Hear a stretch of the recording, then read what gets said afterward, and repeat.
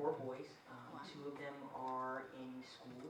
One is in the Philadelphia public school, and I have another who is in a charter school. The younger 2 are still in preschool. So I had the wonderful, excellent opportunity this year to opt my son out of the PSSAs. I had opted my son who's in charter school, I had opted him out very early on, kindergarten, and when I sent in my wonderful letter, the reaction from the charter school was, there was a lot of pushback. They were like, well, he's in kindergarten. We don't do PSSAs in kindergarten. And I said, that's fine, but you do other tests. You do benchmarks, right? You do all, and just a long litany of things. And I said, I want them all out. I don't want him to do any of them. And, we spoke with my son about it, and we told him exactly why he was going to be doing something that was different from the other kids.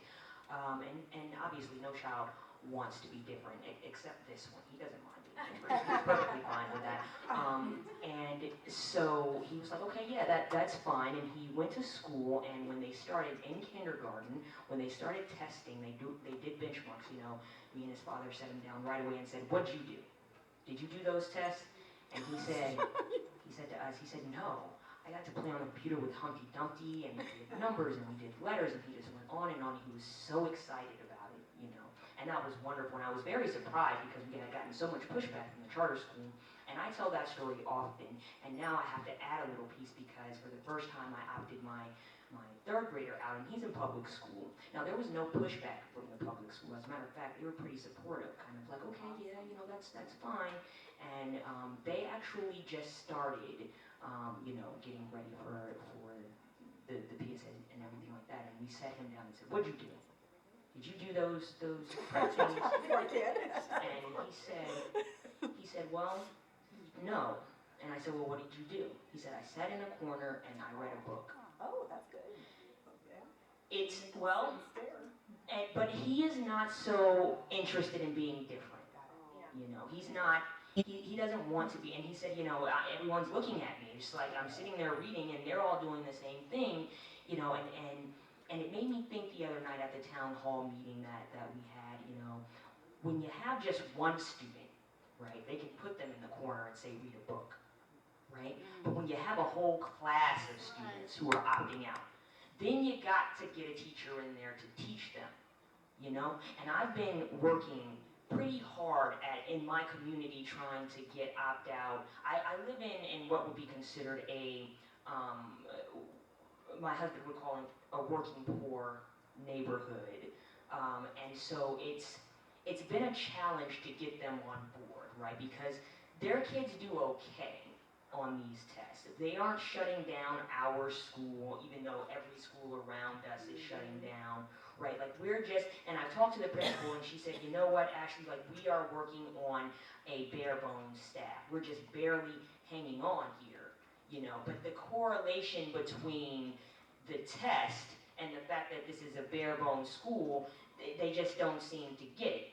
The principals don't seem to get it. There are a handful of teachers who get it, but not for the majority of the teachers. Certainly not my son's 3rd grade teacher. She was livid, about that. So we have the support of the principal and some of the teachers, right? But they just don't see the correlation. And as much as we try to talk to them and tell them, I get an interest here and an interest there, and I follow up. They don't follow back up. So it's certainly a challenge, but we have to do this for our children, and we can't stop.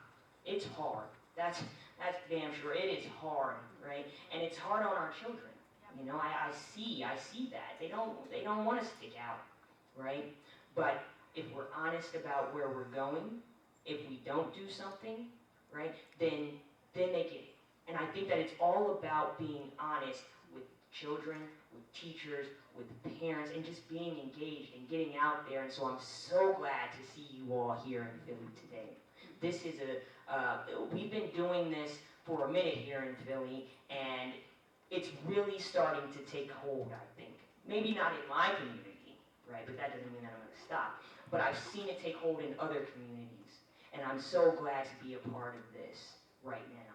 So thank you guys so much for my kids, for your kids, for all the kids in Philly and Maine and different all across this country. Thank you, and welcome to Philly.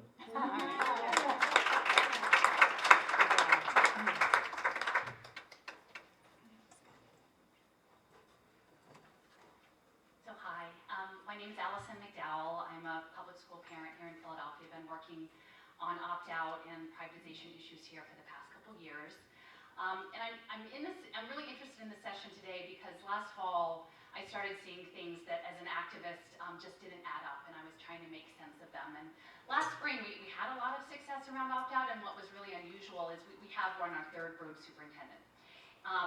But at the highest levels of school administration, they were really accepting of opt-out. They were like, sure, we'll translate things, we'll make sure people know about it, and if you have any problems with schools, like pushing back on parents, like give us a call. And I kept thinking, Tamika can tell you, I'm like, what's going on? Because this is not consistent with this behavior. These are people who, even if you have a legal right, would push back on you just to make your life miserable. And it wasn't consistent. And I was like, does this benefit charter schools? Like, what is it about what's going on? I just can't make sense of it yet. And so, the summer progressed and into the fall, and all of a sudden we hear, oh, we're going to have an assessment task force, and we're now our district is concerned about over-assessment, and let's bring a bunch of people together and talk about it. And Obama's having a change of heart, and yet we have John King appointed. And I'm like, these pieces are not adding up. They are not adding up. And so I stumbled into Emily's blog at some point, and then I saw the competency-based education element, and it doesn't take a lot to find this stuff once you start understanding the language, and I think a lot of maybe what's going to come up today is understanding the vocabulary that's used. But you just, technology is a wonder. You can use Google to do a lot of things, just use words in combinations. And so I was looking at competency-based education, and we had a pilot in Philly that was Gates funded in 2012. And part of it was in Colorado, and part of it was with the Asia Society, and there was a 120-page report with all sorts of details on there that raised a lot of alarms. So that happened. I jumped into the ESSA, and I'm reading that, and I can't say I read it entirely, but I read a lot of it in like those 2 or 3 days, and I was sounding alarms. Like, there's a lot of really bad stuff in here, and like it's all consistent with these other things and where things are going. And it's so much bigger than we ever thought, and it's the plan has been in for a long time. So now we have to refigure, and I had a couple months of like really sort of soul searching, like what does opt-out mean? Like, are we driving this into some other future that is scary and big and we don't know how to grasp that? Like, what is the role of opt-out? And I think ultimately for me, the harm is still being immediately done to children. So these kids should not take these harmful tests, period. And we'll figure out the other stuff. And I think it's really important, especially given Chris Hedges' talk and the scope of what we're up against in the global panel. You can't, even though I often do and people criticize me for it, but lay it all out on people at once who don't know. Like, it's very hard, and I take that as a person. I'm working on it. But I realize that opt-out is something that, I believe in political organizing, but at the same time, it's a long game, and it's really frustrating, it's tiring. And so if you have a paper and a letter and you can say, see, I signed it, I'm not doing it, I'm just not, that's very satisfying for parents. And we have to keep that, and I think that is an amazing gateway into this bigger conversation and this bigger organizing conversation we have to happen. So I'm mostly going to turn the session over to some folks who are seeing CBE on the ground, but I'm trying, given that this is a really big conversation, we have an amazing group here in Philly called Teacher Action Group, and it's not just for teachers. Any interested community members can join, and they have inquiry to action groups over the winter into the spring on different sessions. And we did an opt-out one last year. Now we're doing one on sort of 21st century education. And so I'm trying to bring some of the information we've found into the activist teaching community to sort of open people's eyes, because the tentacles are coming in, but people don't recognize it for what it is. And a lot of the language sounds really good. So the top sheet of what I sent around is actually a map. This was from a University of Michigan. This is old, it's like 2014, so things have probably progressed. But I'm just going to do a quick exercise, holding of hands. These are the states that are categorized as advanced CBE states. So if I say your state, if you could just raise your hand and keep it raised for a bit and look around the room to see who else is in here with you. So Maine is an advanced CBE state.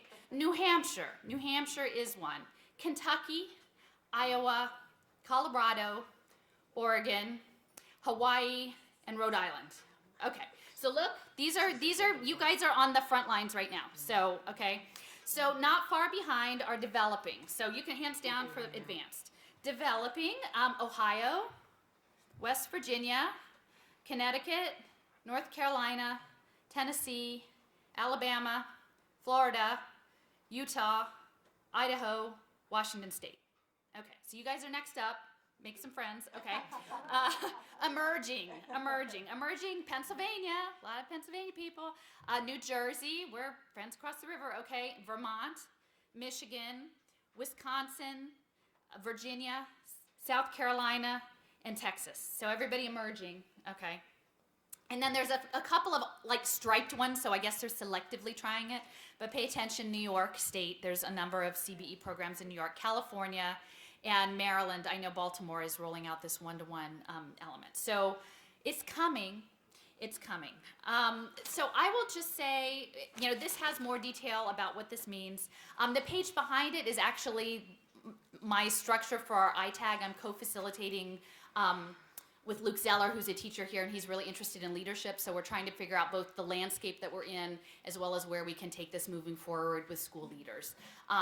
If anyone is interested in joining in on that Google group, even if you're physically not here but want to get our emails, shoot me an email and I'll put you on that as well. But the thing is, I'm just saying language. It's about understanding the co-optation of language and learning what the red flags are. So we have a list on that right-hand column. These are a lot of words that typically are showing up around competency-based education and players, and we're finding new ones all the time. So just kind of familiarize yourselves when you see these things. Pathways. If you see pathways, it's not a good pathway. Don't go down that pathway. So I'm going to turn it over to the experts on the ground.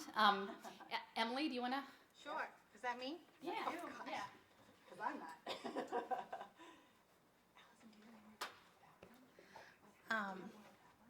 So I guess I'm up. So my name's Emily Talmage, and I live in Maine. I teach 4th grade general education, and I have one little tiny guy. He's 18 months old, and so I don't opt him out of anything yet, but I will for sure. And the reason I kind of got on this is similar to Alison, and that is that I'm new to opt out because I don't have a kid that's old enough to do it yet. So I found out about it just over a year ago through some friends who are opting their own kids out, and I got really excited that this group existed, and I didn't know about it, and I was thrilled because I've had some pretty horrific teaching experiences around testing, and I even kind of got duped into working at a high-performing charter school, which they are as awful as everything you hear.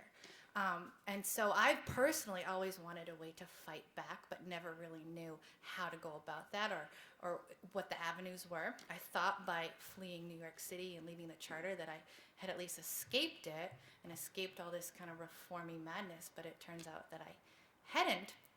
So I was thrilled to find out about opt-out. I was furious about Smarter Balance because I'd followed the money. I knew who was behind it. I couldn't believe that we were going to experiment upon this test with our kids, and there was no time limit, and we were in the middle of doing a Greek myth project, and I was furious that we had to stop that to do this test. So I was kind of doing what Alison was doing and really looking into it. But as I was doing this, I was also learning more and more about this proficiency. In Maine, we call it proficiency, so when you hear me say that, substitute it for competency. They mean the same thing. But in Maine, we have this proficiency-based diploma mandate. Which was enacted in 2012. We're the only state in the union right now that has this bill, but I didn't know anything about it, and I started kind of following the money with that and finding where that came from, and it turned out that it all really neatly intersected with Smarter Balance and with Common Core, and I was using a lot of Morna McDermott's really awesome flowchart, which if you haven't seen it. I was referencing that a lot, and I was finding that all the same nodes on that graphic were also pushing this proficiency-based education thing. And I'm going, this is crazy. What's going on here? And you piece it together, and it turns out that, like Alison said, in the state of Maine at least, they didn't really care that we were tossing out Smarter Balance because there was another plan. And sure enough, that while Smarter Balance was being experimented upon, there was a proficiency-based Smarter Balance task force that was behind the scenes working on a whole new assessment plan. networks and we go, okay, this is crazy and crazy. And you follow the money in more, it turns out in the state of Maine, the organization, there's two of them that lobbied for this bill and that are now the consultants helping us implement this law are both funded by Gates. And also Nellie Mae Education Foundation actually emailed me to say, wait a second, we're not funded by Gates. They just use us as a pass-through. Oh. So that made me feel a lot better. I said, okay, I'll be sure to clarify that in my blogs. You know, that Gates used you as a pass-through to launder their money. That's good. So all the same networks. And basically, there's some confusion about what this actually is. The basic tenet behind proficiency competency-based education is it's doing away with what they call seat time, which is really a respectful term as a teacher, and replacing it with what they call a P through 20, pre-K through grade 20 continuum. It's all meant to be this one sequence of skills that you demonstrate mastery on, and grade levels no longer matter.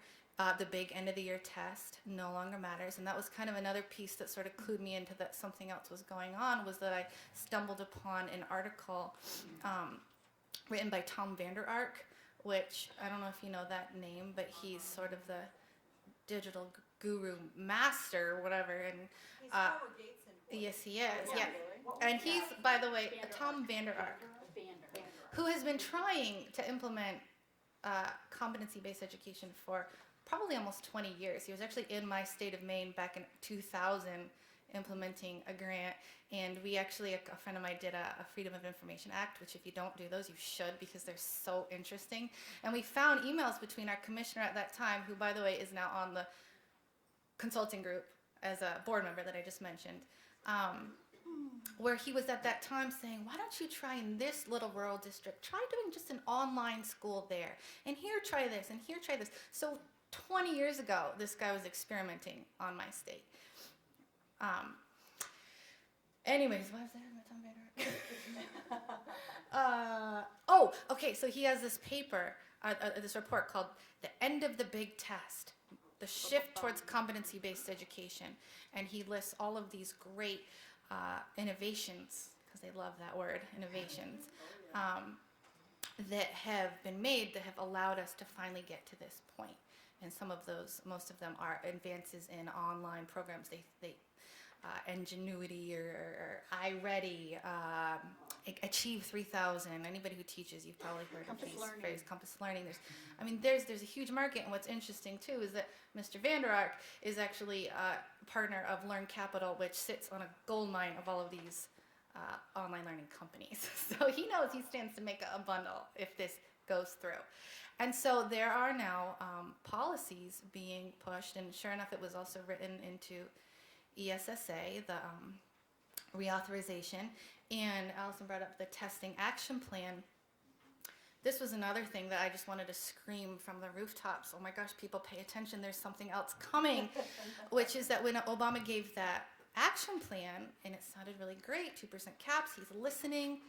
At the time I said, I need to see what's actually in that document, because I know what's in there. Nobody knows, but I know what's in there. This is going to have grant money for a shift towards competency-based education and competency-based assessment. This is what they're trying to move us towards, and they are using us to get there. And sure enough, open up the document, and there it was. And what state are they telling people to look to? Maine. Yeah, look to Maine, because we've been doing this. And our kids have been guinea pigs. So, and they're using the Council for Chief State School Officers is offering technical assistance. And here's, I guess, the kind of one of the big pieces that I want to mention, and that is that there's so much doublespeak out there, and it's been deliberately hidden. And one of the reasons for this is Alison actually alerted to me. I don't know if you guys know, and I'm sorry if I'm just rambling, but I'm just going to throw it out there. But there's actually, there's a group, a research think tank group, funded by Gates and Nellie Mae and Lumina, all of these, and actually, I by the way, when I say Nellie Mae and Lumani, these are Luminat. They're two a little bit lesser known foundations. These are spin-offs of the student loan industry, and they're rubbing their fingers together too because they think, okay, like digital badging, and we're going to get them to take out loans for everything, and this is going to be awesome. So they funded this group, Frameworks, which does social science research, and they do focus groups and surveys and phone calls to find out what the public thinks about education and what are the values that we hold dear, what matters to us, and then how can they manipulate that? Yep. Literally, how can they call it reframing. What values can they tap into that's then going to reframe people's thinking to like what they wouldn't ordinarily want? And so they've then used this language to craft some of these new bills which are being introduced in our states. Apparently the word progress, anything related to like doing away with the factory model of education, the seat time, you'll see pictures of kids sitting in rows of desks, and personally I found them really disrespectful because there's this myth that they're pushing really, really hard because to make this story work, they have to really like mythologize this teacher that stands in the front of the room and pours knowledge into their kids' heads, and the kids are all sitting in rows. Well, come into any of my colleagues or my classroom and you're not going to see that. That's not what happens in schools, but to make this story work, that's the picture that they really have to build in people's minds so that they can then tear that down and say, but look at this. Look, everybody's working on computers and their own stations, and this is really what we should be doing. So that's what's happening. Where was I? Where was I? Oh, so the language. Okay, so I was going to pull it up. So there are some particular, what they call policy enablers. And the tricky thing about this is sometimes these, what they call policy enablers, don't sound half bad.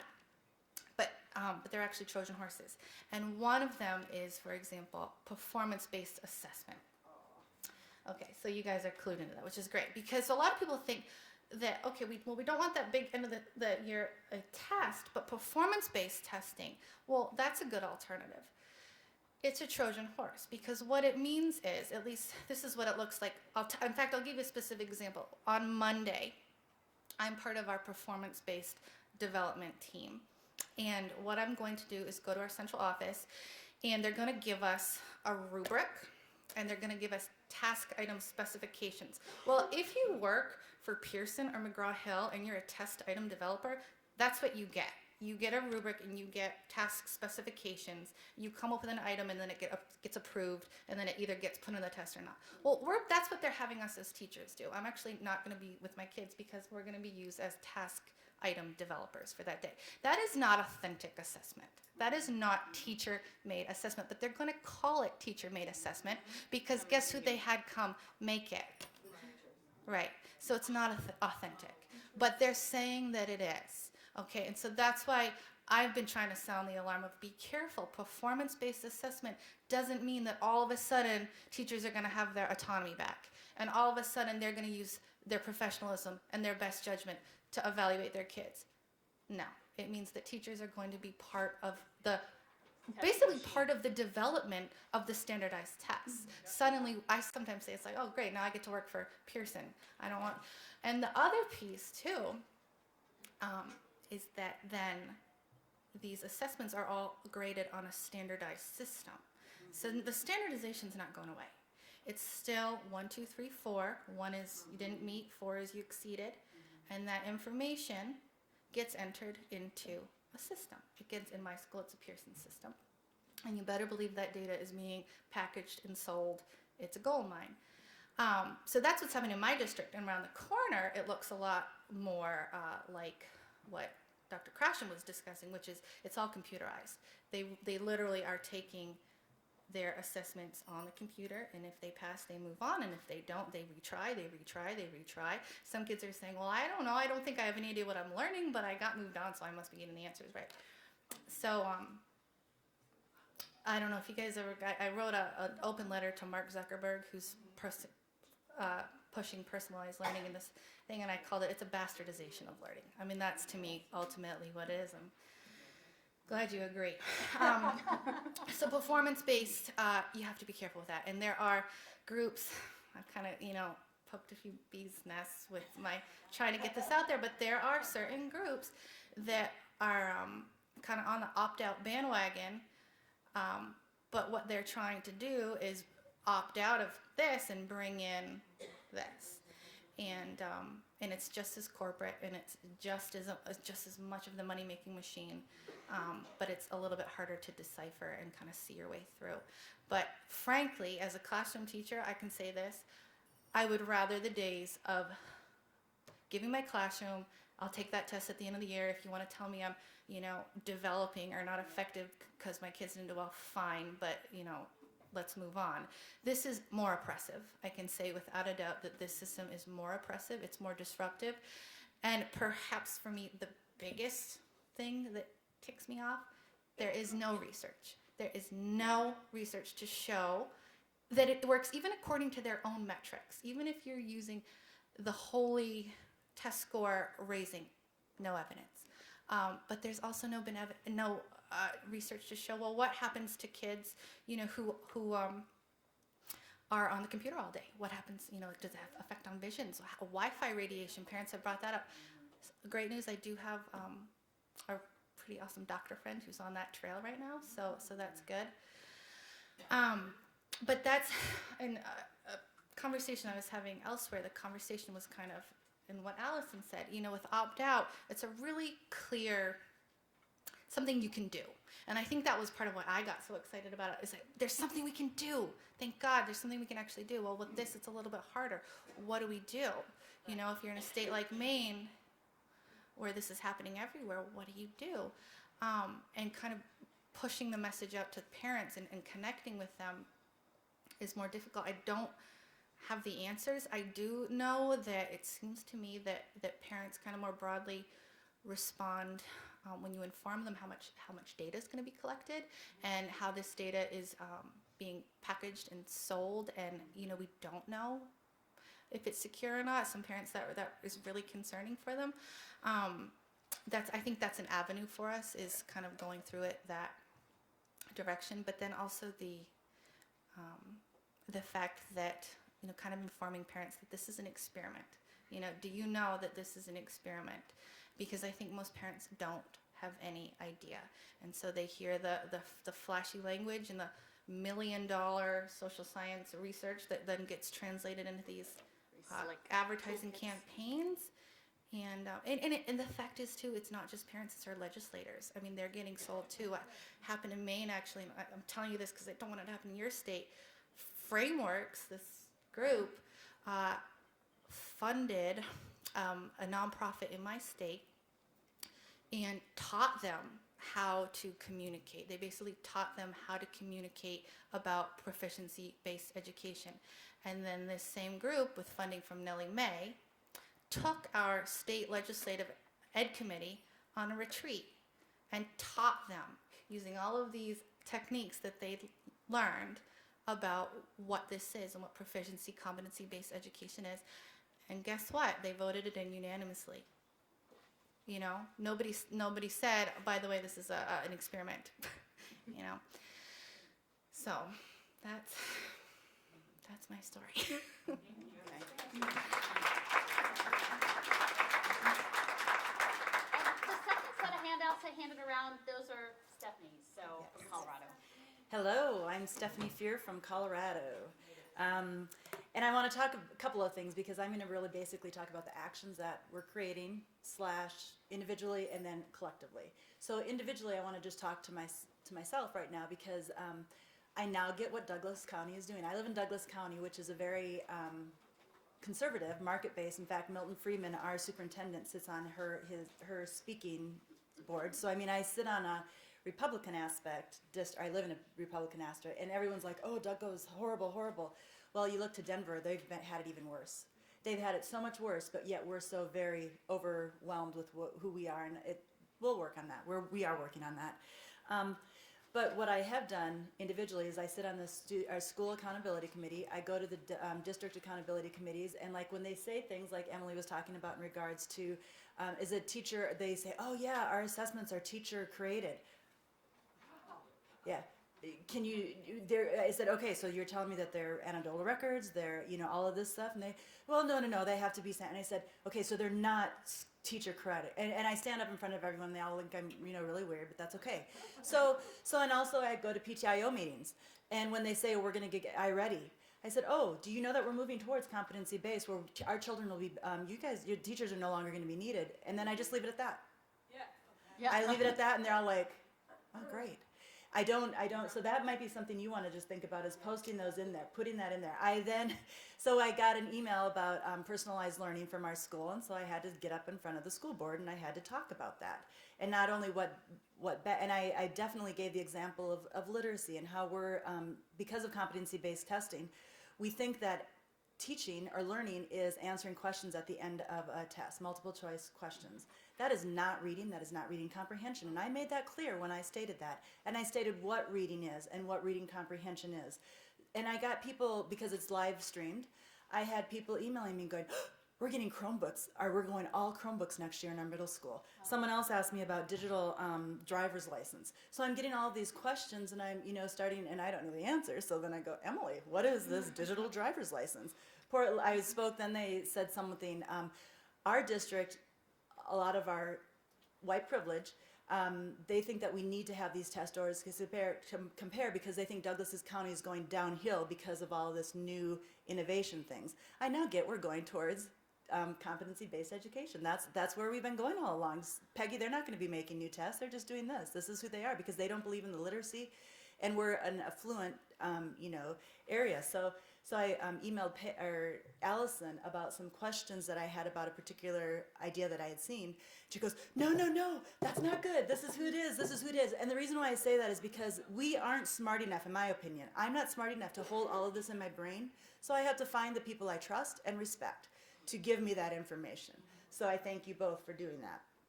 I am a public school graduate. I am a public school teacher, and I am a public school parent. So I want to say that, because that is my power in this. I'm also now a member of a group called RAVE, Reigniting Association Values for Educators, and if you look at that sheet, that is what this is. What we have been doing, and I'll just give you some specific ideas of what we have been doing. The first sheet that you see is specific to Aurora Public Schools, and what we did is, and I won't mention any names, Peggy Robertson, but we actually went to her school and we flash mobbed. So we had about 6 people. We handed out this particular document.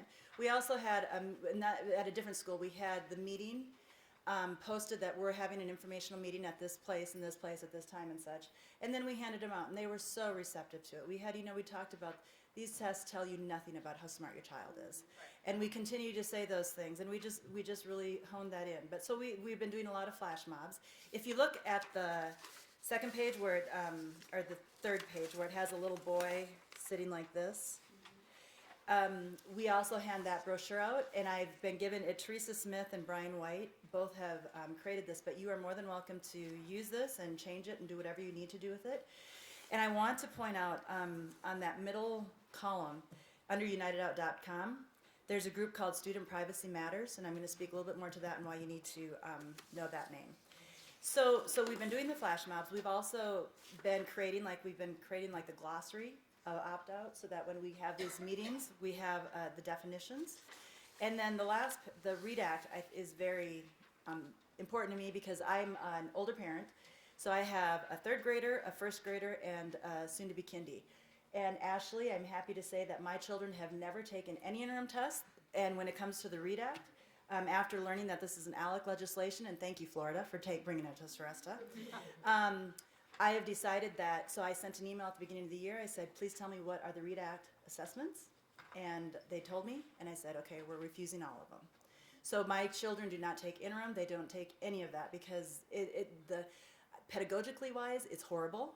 But now I'm also learning about the data piece of it. So, and the reason why this READ Act has been personal to me is because my daughter is a 1st grader, just turned 6 in July. And the teacher says, I'm thinking she's got some problems. She needs to be, she needs to be put on the READ Act. And I said, no. And she goes, don't you want her to have the support you need? And I said, I don't want her labeled. I will not have her labeled. And so I've been really, but it was stressful. It's stressful because you think your child is, but the READ Act, when I looked at the Defend the Early Years article and about how they can become later readers, she's 6 and she's not reading. but that's okay.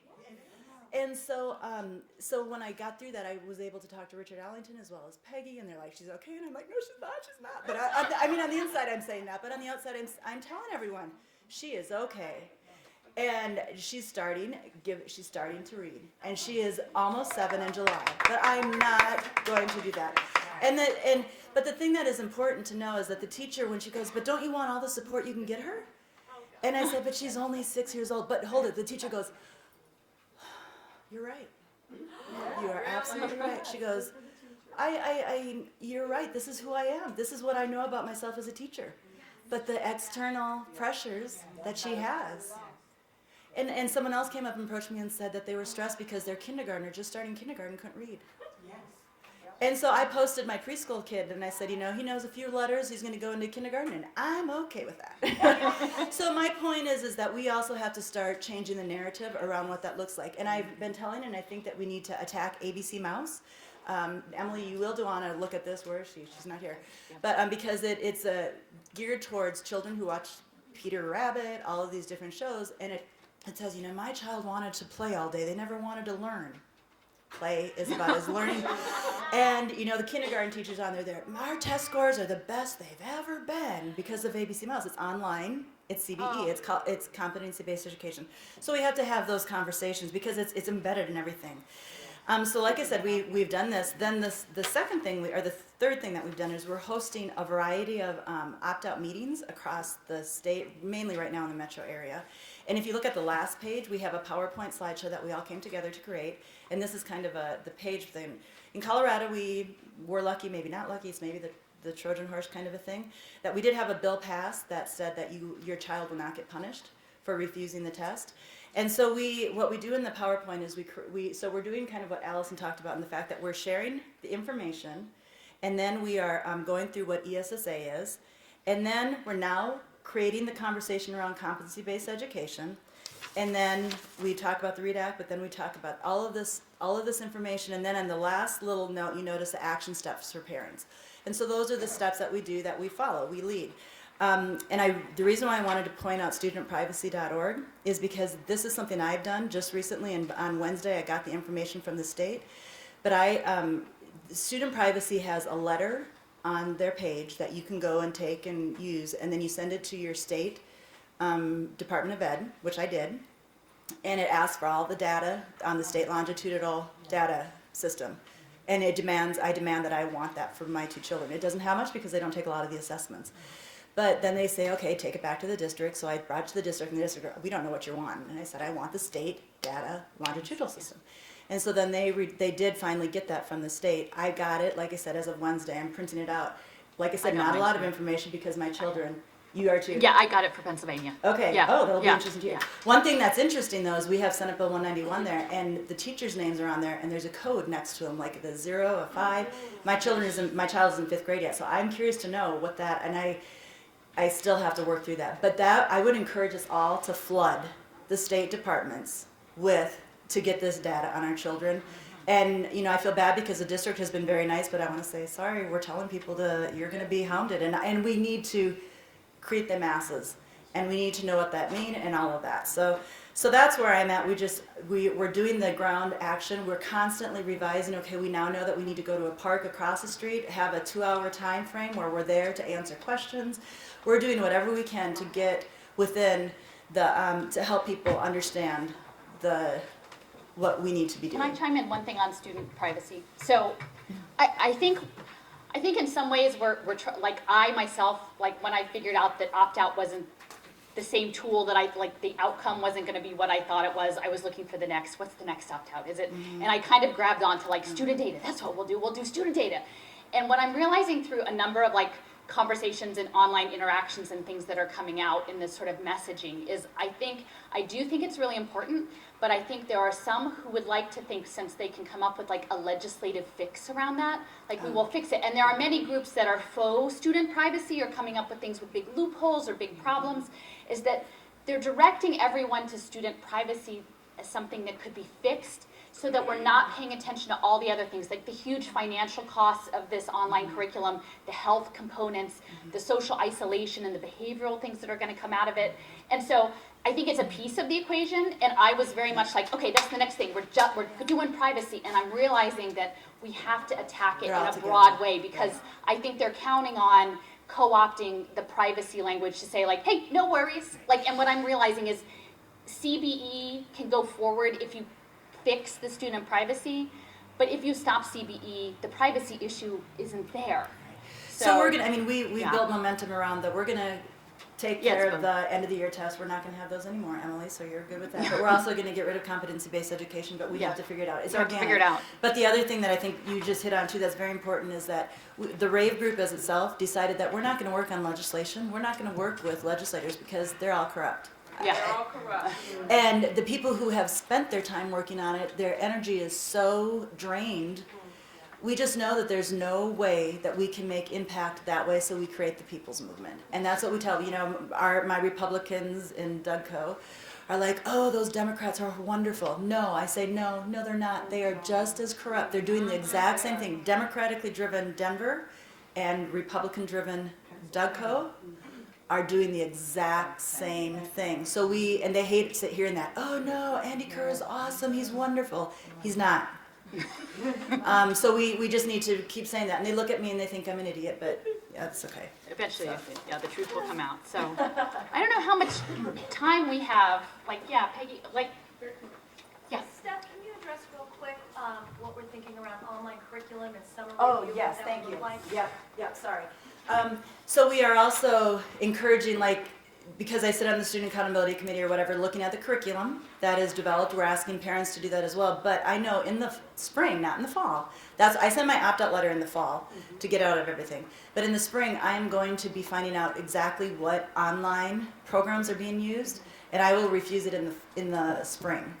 The reason why I want to do that is because I want to not only mobilize parents so that we have a huge number of that, but I also want the teachers, I don't want them to suffer and go, oh great, now what's my curriculum going to be because I don't have the computer. So I'm going to let them know right now my children will not be on these particular programs.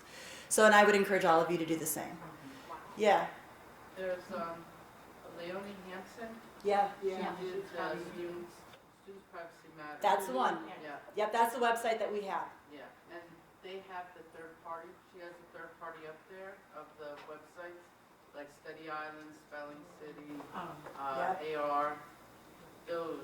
And plus, she took down with all the parents in New York with the In Bloom, which is funded by Bill As Gates well. for $100 million. We have that in college. Rachel Sticklin is also part of that group. And I want to talk to a little bit of Alison too about that. And the data part is very important, but we also have to understand the learning aspect has really been damaged by this. So we have to hit it as both. Definitely. And there's a great website.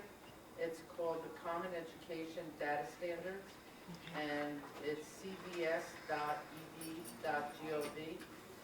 And if you click on K through 12 on the filter domain, there'll be 996 possible filters for kids for data. Whoa. Okay, what was it again? CDS? It's CEDS CBDS.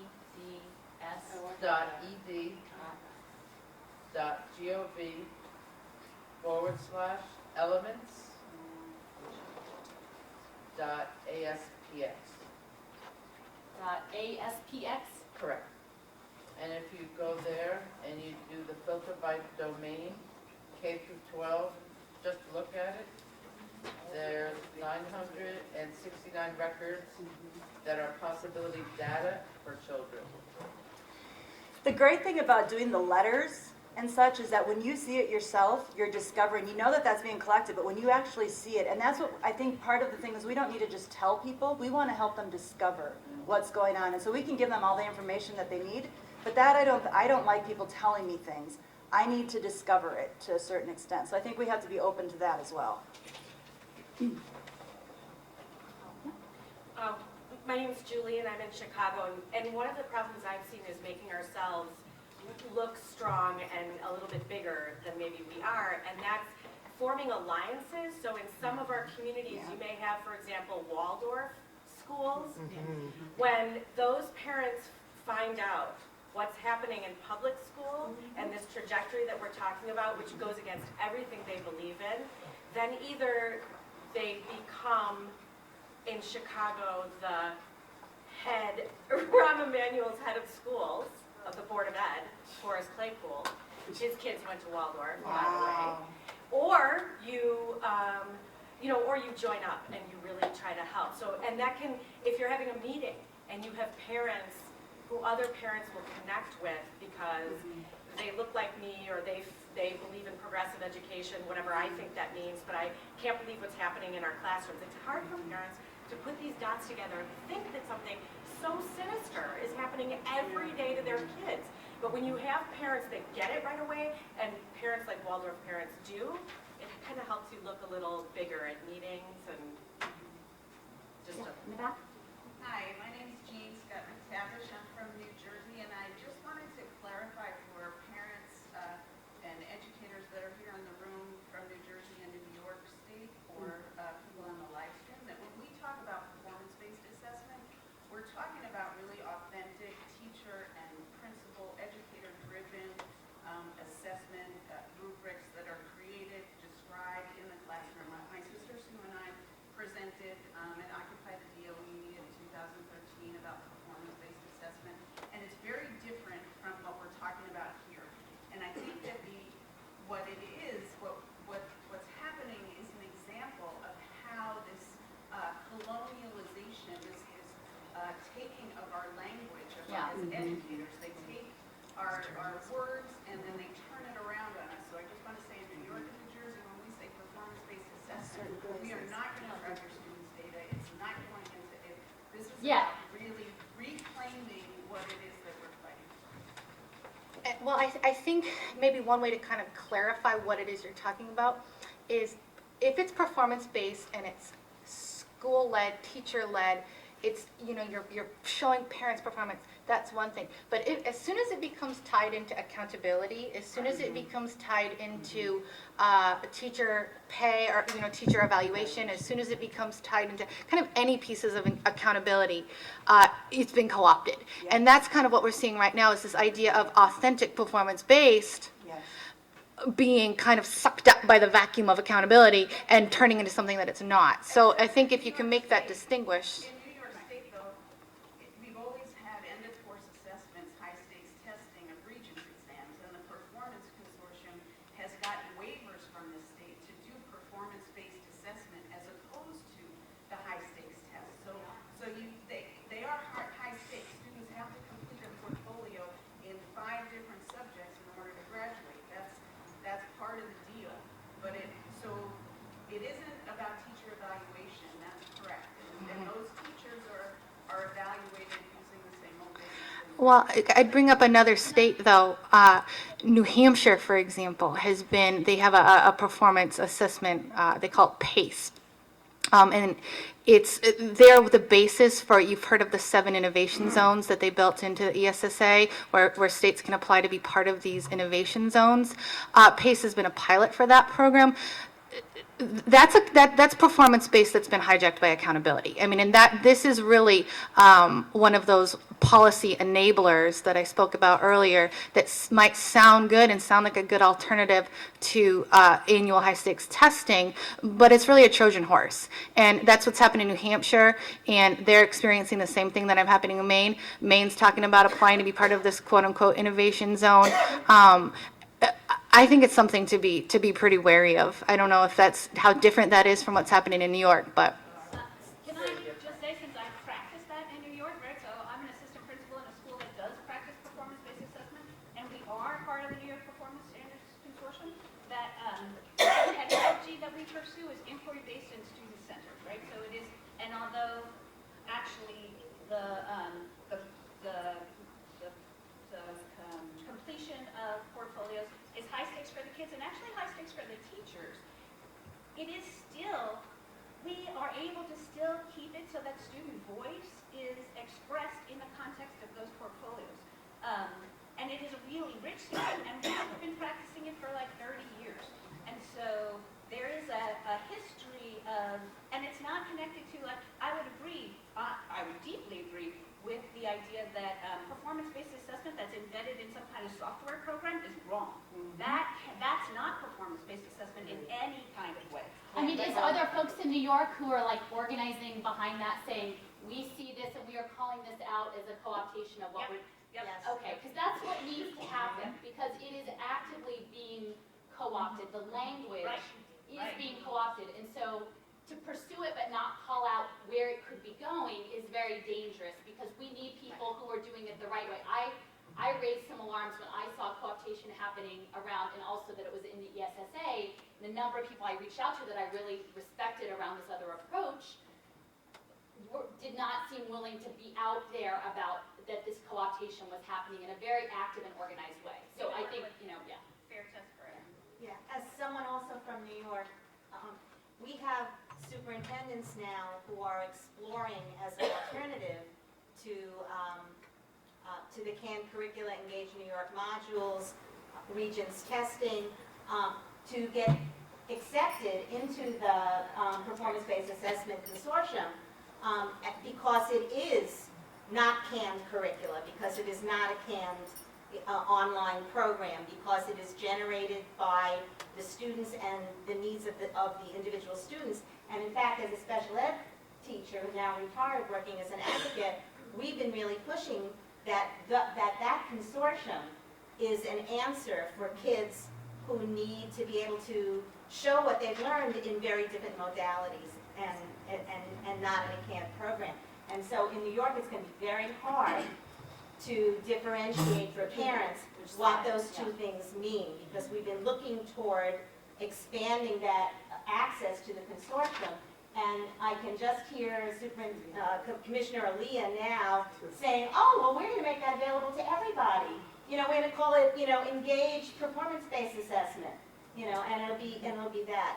But I did want to just say one thing about the special ed piece that really concerns me, is that parents have been pushing and pushing against Common Core for students with disabilities because of the grade pace, the pacing of it, where there's no escaping the pace. And so for many parents, the opportunity to not have enforced grade level standard pacing is going to seem very liberating for their child. With, oh, they can work at their own pace, it won't be stressful. And that's why the focus to me really needs to be on what's not happening in the classroom, the socialization, the interaction, the collaboration, student ownership of what they're learning, what they want to learn, generating as a collaborative learning community what we want to focus on. This is canned curricula, and it's like it's online ditto sheets. That's what it is, and we have to use language that people know, and they know it's like worksheets. Oh, but it's on a computer. Well, it still sucks. Right. Just like a smart board is like an electronic ditto sheet where you're just sliding things in circles. Well, and I think it's interesting on that map. New York is stripes, so that's like selective. So I guess it'll be interesting. I mean, I think those who are rolling out, it's no coincidence it happened in Maine, which is kind of a quiet corner. They're not rolling it out in New York first out. So yeah. I want to thank you for a tremendous presentation. I learned a whole lot here today. I want to say something about your point, Alison, in regards to privacy. I've had a similar thought about privacy in terms of how to nip this thing. A couple of years ago in Tennessee, the Gates Foundation was funding something up in East Tennessee where they were going in and filming and to can these presentations or this teaching by teachers so that it could be put into a big database and circulated for Common Core. Right? Well, we found out about that and we publicized it in Washington County. The local paper picked it up. The local affiliate of the TEA picked it up. A couple of blogs picked it up. Parents got a hold of this and they showed up en masse to the board meeting. This did not last. This did not last. It went down. Good. And I think the parents, if you're going to ignite parents and teachers together, which has to happen if this is going to work, it has to be around the privacy issue. That is something that parents are very sensitive about, and it's something that you can get a whole lot of leverage with the privacy issue. I just want to speak to, because I know like when I was talking to the Colorado and I was saying, how about, looking at portfolio-based assessments, performance-based, and they go, oh, the state of Colorado is going to look at that, and I'm like, oh no! And I think we have to be, because it's the accountability system, Common Core, all these different things, it's the accountability system that I want to take down. So I hope the New York Consortium doesn't get sidetracked with that. I hope that their accountability system doesn't get taken over by something else, and that's what I'm concerned about. I'm cynical of everything these days, and I need to make sure, because I really do believe, as a teacher in the classroom who actually got a computer grant to have a mobile classroom in the early 2000s, I believe in the power that the teacher has in improving, creating with the students, creating the assessments, creating the curriculum to a certain extent, all of that. I don't think an outside entity can do that for us, so I think that we have to really hope to make this an altruistic into that extent. I want to get rid of the end of the year test, I want to get rid of competency based, I want to get rid of the accountability system that is turning our children into something they don't want to be. All right, folks, sorry, we're gonna, Oh, could I have, she has okay, one more, sure. last time. So thank you again for the panel. So I'm a student teacher right now, and my background is in student organizing, and I've been hearing a lot today about the power of parents and teachers, which I'm excited to hear about. But I'm curious how we can empower students to be part of this organizing. We're in Providence, and there's a lot of students. Yay! Yes. Bring them into this. Can you help us with that? That you help us. Of That we course. don't have a I question can't with that, wait. so please. I'm so excited to go Okay. back, but I Okay. just want to hear. Well, no, you need to come to us too and help us in our We state. can, online, yeah, Yep. yeah, and, sorry.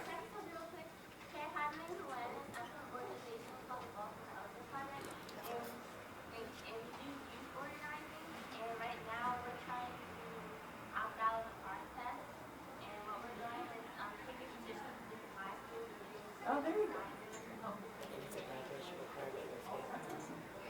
Yay. Yes, and it's a graduation requirement in Maryland, so they have an uphill battle to fight this, the part. Thank you. Thank you, folks. We just gotta keep it going. We have another panel coming up. So there's no breakout session for this session. It's a panel in this room on reclaiming the civil rights narrative, and we're gonna start in a couple minutes. So thank you. Can you get a picture of the four of us? Sure. I haven't gotten the CBE stuff yet. Yeah. So I'm like very intrigued to hear. I bet you have. I bet you'd be surprised, because I just today. And it's like every student time is also I receive from 26 So you're gonna have that. and 25. And so we're sure. Okay, I'm coming here.